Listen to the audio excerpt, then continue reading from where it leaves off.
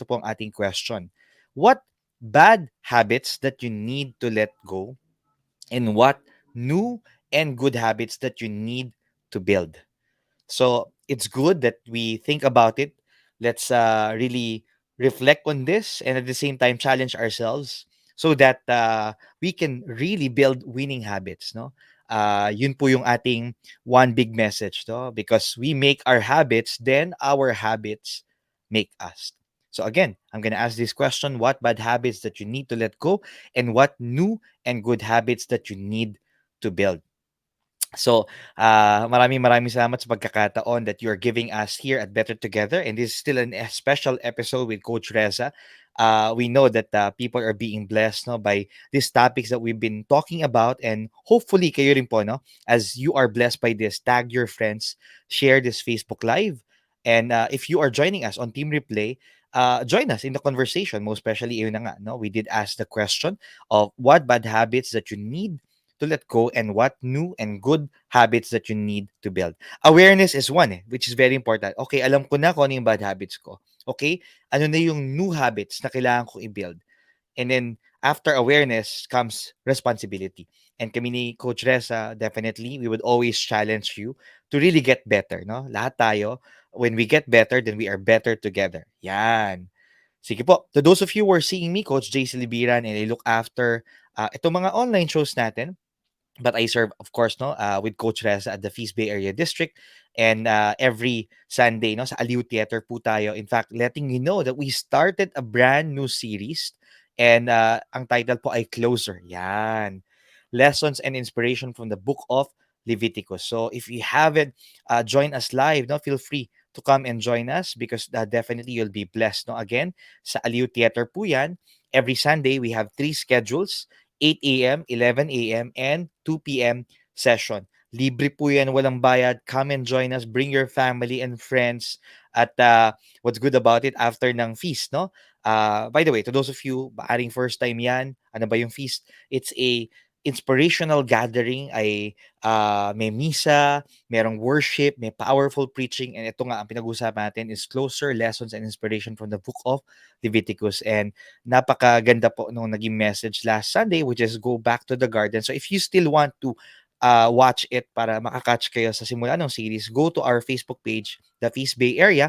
Nandiyan po yung ating mga Facebook Live made during that Sunday, and definitely you'll be blessed kahit team replay pa yan. But of course, nothing beats us joining live. No? So sana magkita-kita po tayo doon.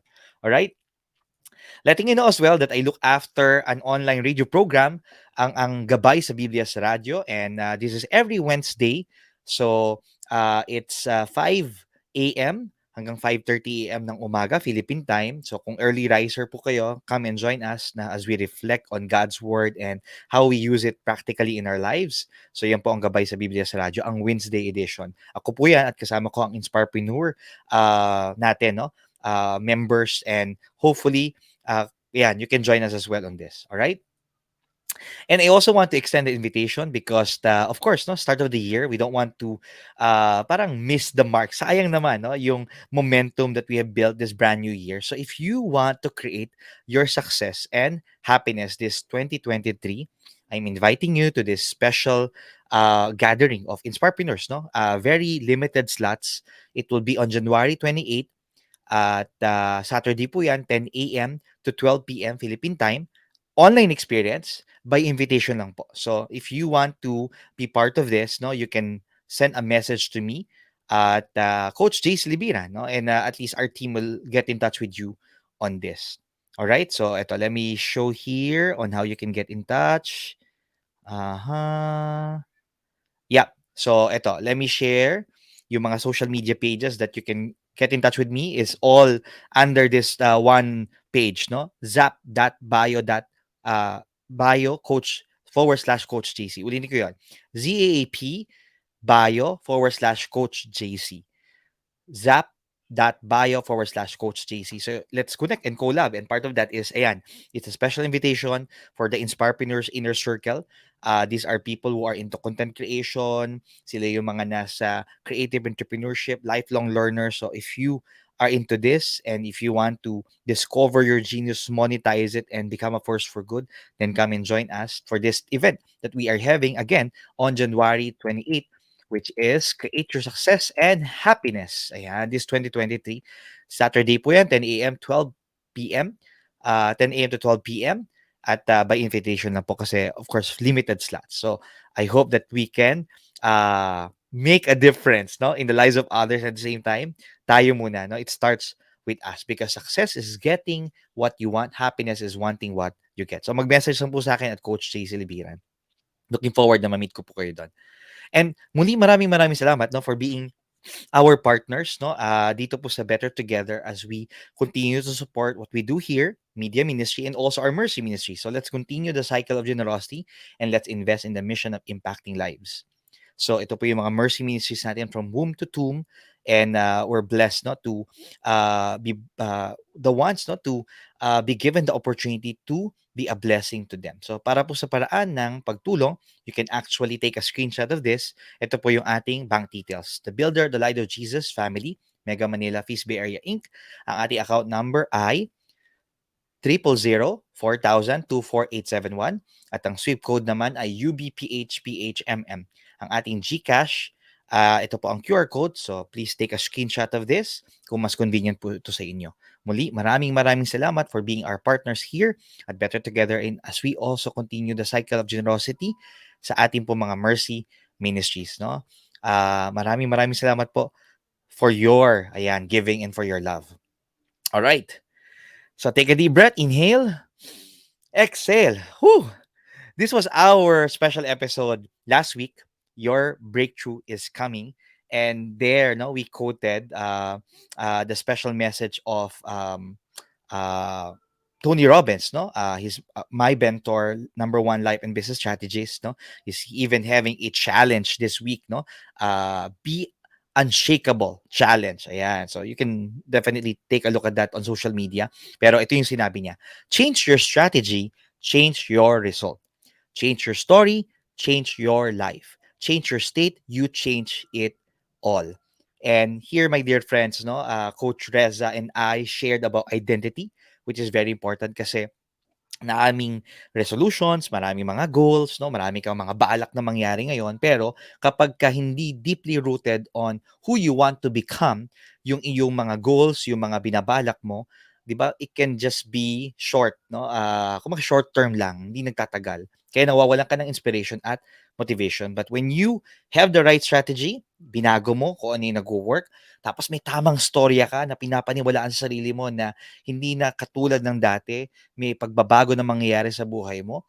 And at the same time, when you start now, changing it physically, the way you carry yourself, yung disposition mo, your thinking, definitely, my dear friends, it will make a difference in your life, and the people around you will also be affected. Kaya, as we continue this, no, and again, deeply rooted on Matthew chapter 3, verse 17, this is actually God the Father, no, speaking to Jesus. This is my son whom I love. With him I am well pleased. And it's also now something that we want to believe that we are God's children. He wants the best for us. Ang tanong, do you want the best for yourself? And that's why, as we discuss on this, no, again, let me share with you our question. What bad habits that you need to let go? Ayan. And what new and good habits that you need to build? So my dear friends, as we begin etong conversation natin around building winning habits, we want to encourage you to really see that habits are something that we're already doing. Ginagawa mo na yan, no? Marami kang mga ginagawa na second nature na, no? Like pagising sa umaga, 'di ba? Toothbrush, ligo, o 'di ba? Yung kumbaga there are things that you're already doing automatically. But now, if we're speaking about the things that you wanted to happen in your life, no, personal goals, professional goals, business goals, no, lahat ng mga ginugusto mo, you want to be intentional now in building winning habits. Not just habits, but winning habits. Question, no, ask yourself, are you winning? Building winning habits, no? Yun ang mahalagang tanong natin sa sarili natin. Because again, we are torn apart between us staying in the old habits or 'di ba, building the new ones, no? So, torn ka ba, no? To be or not to be, no? To go or not to go, no? Yung bang dating buhay mo pa rin, old habits, or yung bagong buhay na deserve mo, no? Kaya we want to be aware of that. What are the old habits, no? The bad habits that you have, and what are the new and good habits that you need now to develop? And this is something that you really need to face yourself. No, kailangan talagang harapin mo yung katotohanan. Masakit, no? Kumaga parang tanggapin yan. Pero when you now face the truth will also set you free. And quoting this, no, from the letter of Paul to the Romans, chapter 12, verse 2, it says here, "Do not conform to the pattern of this world, but be transformed by the renewing of your mind. Then you will be able to test and approve what's God's will is His good, pleasing, and perfect will." We want you to remember this, na gusto ng Diyos maging maganda ang buhay mo. God wants you to live life to the fullest. But part of that as well is choosing it for yourself. Choosing the right mindset, choosing the right feelings, the actions, the right habits, the decisions that you are making in your life. And that is something that, yes, we beg for God's grace, but at the same time, we need to cooperate with God's grace. And part of that is you building winning habits. Because when you build winning habits, my dear friend, the good news is it leads you to that success, that happiness, that achievement, that fulfillment, that realization of your dreams and goals. No? And this is something that what we want to do is like yung stepping stone mo, no? One step at a time, paunti-unti, no? And ang sabi raw, research says that if you want to build a habit, it takes 21 days. Yung iba talagang challenge pa nila, 30 days. Yung iba, hindi lang 30 days, 60 days. Yung iba, 90 days. Kasi talagang kapag lagi mong ginagawa, it becomes a part of you. Kaya here, no, you look now into the different aspects of your life. What is it that I need to build, no? Anong klaseng habit ang i-build ko sa iba't ibang aspeto ng buhay ko? So, saan ka ba medyo behind sa buhay mo? No? Halimbawa ako, very honest na ako na talagang health and fitness, no? Kaya, 'di ba? Unti-unti I'm making my ways, I am studying it. I'm trying now to not just internalize it, no, but also act on it, no? Health, identify ko na kagad. So how about you? Ano sa buhay mo yung kailangan mong gawan ng winning habits? Anong kailangan mong gawan ng paraan, no? And we need to be honest with ourselves kasi kapag hindi natin tinanggap yan, we are in denial, then nothing happens. Yun pa rin ang mangyayari sa'yo. Paulit-ulit lang. Si John Dryden again said this, no? We first make our habits, then our habits makes us. Kaya pagka bad habits, pag negative, kapag old, edi yun pa rin ang result sa buhay mo.